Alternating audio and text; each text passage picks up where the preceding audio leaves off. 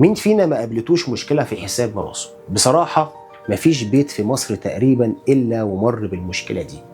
مين ليه كام ومين نصيبه قد إيه؟ الموضوع ساعات بيتطور وبيحصل بسببه مشاكل كبيرة، وبيحتاج محامي متخصص يقعد ويحسب ويظبط الأنصبة الشرعية لكل واحد من الورثة.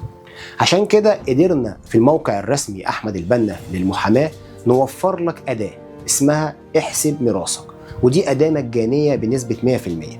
تقدر من خلالها تحسب ميراثك، سواء الميراث ده فلوس أو أفدنة، وفي ثواني هتعرف نصيبك الشرعي. والجميل في الموضوع إنها شغالة بالذكاء الاصطناعي وبتديك نصيبك طبقا للشريعة الإسلامية من غير ما تدخل بيانات شخصية، ومجانية 100%.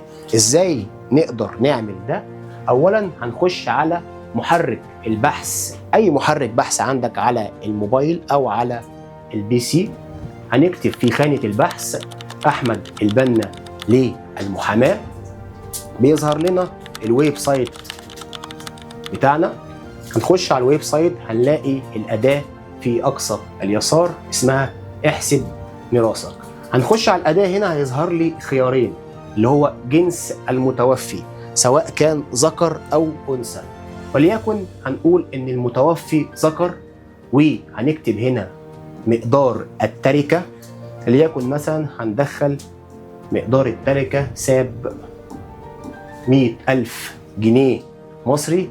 هنا نقدر نحدد سواء كان التركة بالجنيه المصري أو بالأفدنة. هنختار الجنيه المصري.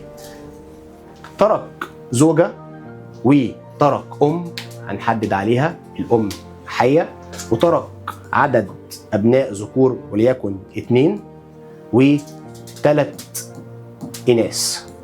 هنحسب الأنصبة، هيطلع لي النتيجة بالشكل ده في النهاية. الزوجة هتاخد التمن بنسبة 12.5%، والأم 16.6%، والأبناء الذكور هياخدوا 40%، والبنات هتاخد 30%. وهنا هيحدد لك نصيب الفرد الواحد، يعني الابن الواحد هياخد كام والبنت الواحدة هتاخد كام. وبكده تكون حسبت ميراثك بشكل سهل وسريع.